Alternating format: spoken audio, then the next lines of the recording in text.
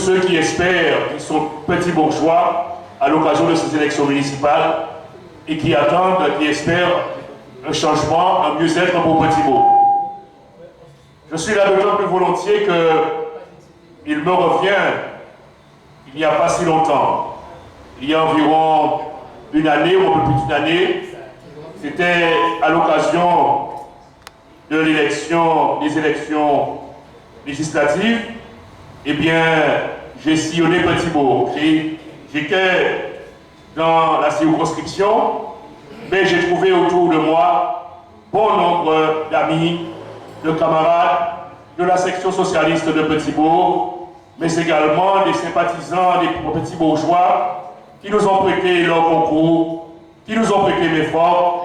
Et à Petit-Bourg, je dois dire que vous avez su relever le défi et nous avons su, malgré le soutien du maire de Petit-Bourg à mon concurrent d'alors, nous avons su limiter largement les dégâts à Petit-Bourg. Donc, pour cela, il m'appartient une fois de plus de vous remercier et de vous dire comment je vous suis reconnaissant. Mais plus encore, je salue l'arrivée du numéro 2 de la fédération, le premier vice-président de la région, mon ami José Sapotri, que je vous demande que vous applaudissez déjà. Et plus encore, mes amis, il y a un devoir impérieux qui me conduit à être parmi vous. Je suis le premier secrétaire de la Fédération guadeloupéenne du Parti socialiste. Richard est militant de la Fédération guadeloupéenne du Parti socialiste. Vous savez que nous sommes un parti organisé et nous évitons, autant que faire se peut, d'être justement un parti opportuniste ou de circonstances. Et c'est cela que les Guadeloupéens, je crois, reconnaissent en nous. Et c'est ce qui fait que nous sommes le parti ayant le plus grand nombre d'adhérents en Guadeloupe, mais également le parti majoritaire, à la fois au conseil régional, mais également, comme peut-être que vous ne le savez pas, au conseil général de la Guadeloupe. Les deux, même si nous n'avons pas les deux présidences, parce que nous n'avons jamais voulu, comme le dit notre leader Victor Manuel, être hégémonique. Eh bien, je dois vous le dire, nous avons des règles. Et nos règles ont été respectées en ce qui concerne nos investitures, en ce qui concerne le choix de nos militants.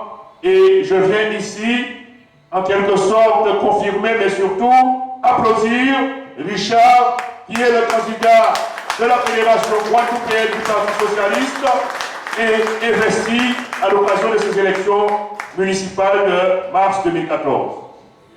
Mes amis, je sais que c'est une réunion de travail, par conséquent, je ne ferai pas un long discours. Je viens tout simplement vous dire qu'il faut que vous soyez solidaires. Solidaires à un double titre. Au premier niveau, je voulais vous dire que nous n'avons aucune honte, aucune peur, aucune espèce, je dirais, de peur d'être socialiste, puisque nous avions dit que nous portions le changement.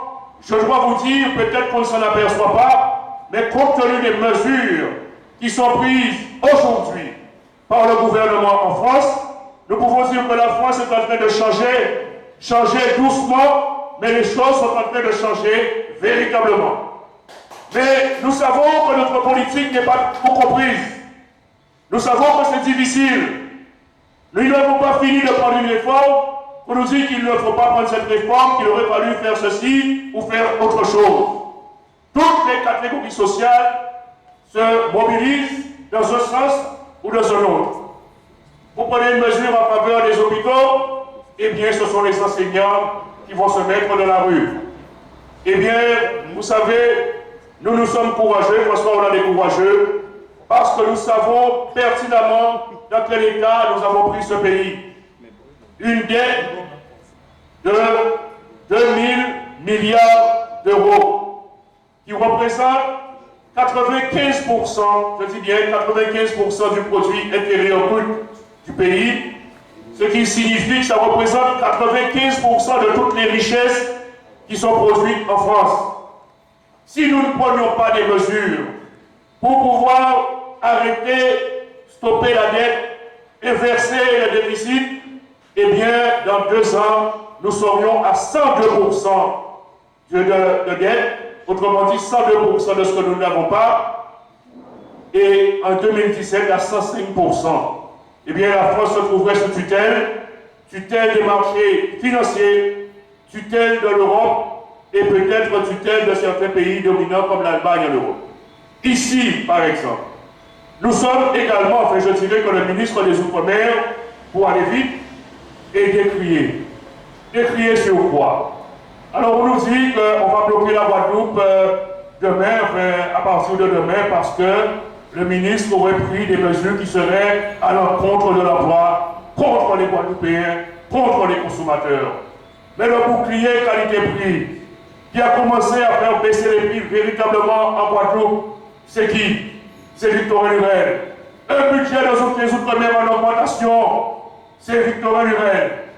Et un prix de carburant qui va être fixé de manière beaucoup plus transparente pour les Guadeloupéens, au profit des Guadeloupéens. Et comment voulez-vous qu'on nous fasse croire que le socialiste Victorin Lurel peut prendre une mesure qui irait à l'encontre des intérêts des Guadeloupéens? Ce qu'il dit, c'est que nous voulons préserver la marge ou les marges des pompistes, des distributeurs. Mais que par ailleurs, nous voulons savoir aussi ce que fait la SARA. C'est important et en cela, lorsque vous êtes sur un marché réglementé, comme le marché des carburants et autres, eh bien il faut que les sociétés puissent montrer un peu de transparence dans la fixation des prix mensuels. Voilà toute la différence entre ce décret, futur décret, qui sera sans doute appelé décret Lurel, et le décret Panchard. Évidemment, vous entendrez nos adversaires, Mme Panchard, sur toutes les radios, dire, eh bien, voilà, c'est nocif pour la Guadeloupe. Mais vous savez très bien quel bilan elle a affiché ou elle n'a pas affiché pendant toute sa magistrature ou son ministériel. Par conséquent, nous n'allons pas, effectivement, elle se présente à Master, et donc elle a besoin, bien entendu, du maximum de publicité. Mes chers amis, au-delà de ça, vous êtes petits bourgeois. Et en tant que petits bourgeois, c'est vous qui connaissez les problèmes de petits bourgs. C'est vous qui les vivez au quotidien. C'est vous qui ressentez cette forme d'oligarchie qui pèse, je dirais bien, de tout son poids sur la commune. C'est vous qui vivez cette absence de démocratie sur Petit Bourg. C'est vous qui ressentez cet immobilisme qui sévit de telle sorte que les jeunes de Petit Bourg n'ont pas véritablement d'ouverture. Et c'est vous qui savez aussi que la communauté d'agglomération, aujourd'hui, présidée par le maire de Petit Bourg, n'a pas ou ne prend pas les mesures qu'il faut en matière d'harmonisation de territoire. C'est vous qui savez aussi que le maire de Petit Bourg, il n'y a pas si longtemps, est allé à l'encontre des intérêts des petits bourgeois et du Nord-Bastère lorsqu'il a soutenu un candidat aux élections législatives, maintenant député, et qui n'a pas hésité à mentir sans vergogne à la population de la circonscription en disant qu'il n'était pas intégré dans Cap Excellence, alors que moi j'ai le journal où il fait partie de l'ensemble de Cap Excellence, c'est-à-dire du conseil communautaire de Cap Excellence. Vous savez tout ça, et vous savez que c'était un subterfuge.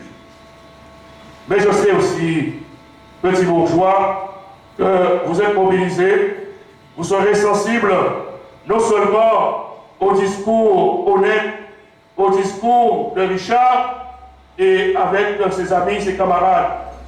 Et vous serez sensibles aussi au fait et de la nécessité qu'il faille vous rassembler, que vous soyez tous ensemble, qu'il y ait une espèce d'enthousiasme, une même manière de concevoir la politique, une même façon de penser le développement de votre commune, une même façon de vous battre pour la jeunesse petite bourgeoise, une même façon de ressentir la nécessité d'une union du plus petit jusqu'au plus âgé des petits bourgeois. Et celui qui peut incarner, je dis bien incarner de manière sincère, cet élan que vous devez mettre en œuvre, c'est bien Richard Lebord, qui est mon camarade socialiste, que je vois à l'œuvre qui n'hésitent pas à s'investir au conseil général, au conseil régional à côté de Jospin, qui n'hésitent pas à nous faire partager ses idées lorsque nous sommes en réunion avec la Fédération guadeloupéenne du Parti Socialiste. C'est un homme travailleur, c'est un homme sincère, c'est un homme qui dit la vérité, et c'est quelqu'un qui n'a jamais mis son drapeau dans sa poche. Il se bat à Petit-Bourg depuis très longtemps, mais je crois que les petits bourgeois sauront reconnaître la sincérité, le travail, l'abnégation et également des idées nouvelles lorsque vous aurez discuté et que de vous jailliront l'ensemble des propositions qui seront mises en œuvre. Voilà ce soir à quoi nous vous convions. Voilà ce que je suis venu vous dire. J'étais venu vous dire que désormais il faut de l'enthousiasme. Il faut du militantisme, non pas du militantisme politique, mais du militantisme actif ou petit bourg. Il faut, si vous êtes là, vous dire qu'une élection ne peut se gagner que parce que nous allons bouger ensemble. Nous irons voir chacun dans les maisons, dans chaque chaumière, chaque famille, chaque jeune. Et surtout, par les temps qui courent, il faut que vous preniez la parole. Il faut que vous vous exprimiez. Il faut que vous puissiez vous dire aussi que personne n'est propriétaire des voix et de l'être petit bourgeois, encore moins de l'esprit des petits bourgeois qui est un esprit libre et qui a connu, je dirais, d'autres luttes par le passé. Alors, une même façon de penser, une même façon de se battre, une même façon d'être ensemble et une même façon de gagner avec Richard et ses camarades.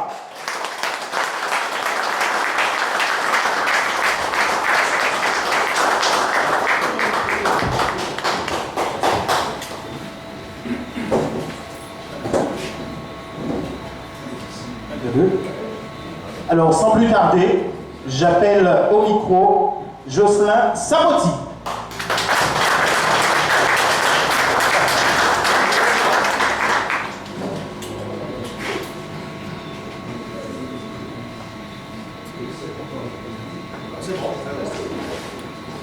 Merci. Bonsoir, camarades. Bonsoir.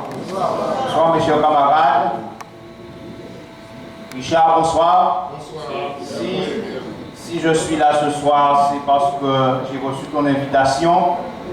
Et en tant que camarade socialiste, mais aussi en tant que collègue du conseil régional, c'était un devoir ici ce soir que je vienne témoigner en ta faveur et faire, bien sûr, entendre à nos camarades socialistes qui vont t'accompagner dans le combat comment il est important de se mobiliser de façon à ce que les valeurs que tu portes et que tu vas défendre, qui sont les valeurs communes que nous, socialistes, nous portons ensemble, il va falloir les faire briller.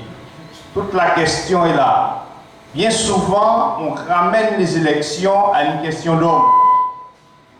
Bien souvent, on ramène les élections à des questions totalement affectives. C'est vrai, cela a son importance, la relation qu'on a avec le candidat, la relation à l'homme, ça a son importance. Et je pense qu'à ce niveau-là, vous ne perdrez pas au change, et la population ne perdra pas au change, puisque je connais Richard Lebord. C'est un homme, je pourrais dire, bon, si je pouvais dire quelque chose de lui, essentiellement ça, c'est un homme bon. Et je pense qu'aujourd'hui, dans cette société où nous vivons, cette valeur-là est une valeur qu'il faut mettre en avant, vous, dans la campagne. Pourquoi je vous dis ça? Parce que nous avons vu, nous avons assisté, et Max, toi-même, tu en as été témoin pendant les élections législatives à des comportements qui, politiquement, ne sont pas acceptables, à des comportements que nous devons obligatoirement, nous qui portons des valeurs socialistes, de respect de l'homme, de respect des idées que nous défendons, qui sont des idées de loyauté, mais aussi et surtout une rectitude dans le comportement politique. Nous avons vu ici sur cette terre de Petit-Bourg comment ces valeurs de loyauté, de respect de l'homme ont été bafouées, foulées aux pieds, et comment une candidate sortante de leur parti, qui en plus avait le maire de Petit-Bourg comme suppléant, eh bien, ils ont renié le passé.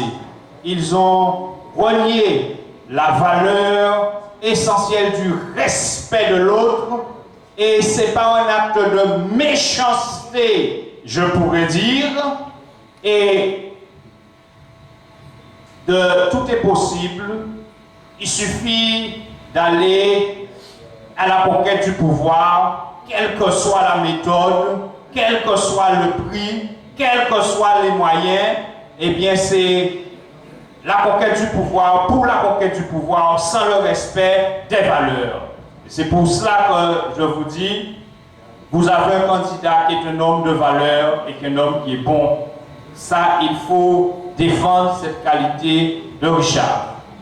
Richard a une autre qualité, c'est que, intellectuellement parlant, et ça c'est important aujourd'hui, où nous sommes dans une conjoncture économique difficile, où les choix qu'il y aura à faire seront des choix difficiles, la capacité à monter les dossiers et surtout à faire en sorte que les dossiers puissent réussir et percer là où on va les déposer est important. Bien, je pense que Richard a ses qualités intellectuelles, puisque de par déjà son expertise par sa profession, mais de par aussi aujourd'hui la forte responsabilité qu'il a à la région où il s'occupe de l'agriculture, où il s'occupe de la pêche, une commission où il a aujourd'hui à travailler sur des questions essentiellement stratégiques concernant un pan de l'économie de la Guadeloupe. Bien, cet homme-là, vous pouvez le mettre sans difficulté et sans vous interroger sur sa capacité à gérer une commune et à prendre les options stratégiques nécessaires pour cette commune. Donc, il a ces qualités-là et c'est pour cela que je suis à ses côtés. J'ai entendu tout à l'heure mon premier secrétaire fédéral, vous dire aussi que certainement nous serons attaqués parce que nous sommes des socialistes sur les actions du gouvernement. Parce qu'aujourd'hui, effectivement, il y a dans la rue un certain nombre de contestations. Mais il faut réformer la France. Il faut réformer la France et ce n'est pas toujours facile de pouvoir le faire. Et je ne reprendrai pas tout ce qu'a dit Max ici, mais si on ne réforme pas la France, dans quelques années à venir, c'est le bilan que nous allons déposer. Il faut avoir le courage de le faire. Et j'invite tous, et je le dis à chaque fois, à lire Jacques Attali, qui vient d'écrire L'urgence française. Je vous invite à le lire, où il nous dit aujourd'hui que si on ne réforme pas la France, et que si le gouvernement ne tient pas bon par rapport aux réformes qu'il met en place, et s'il lâche, c'est le bilan que nous allons déposer dans quelques années. Et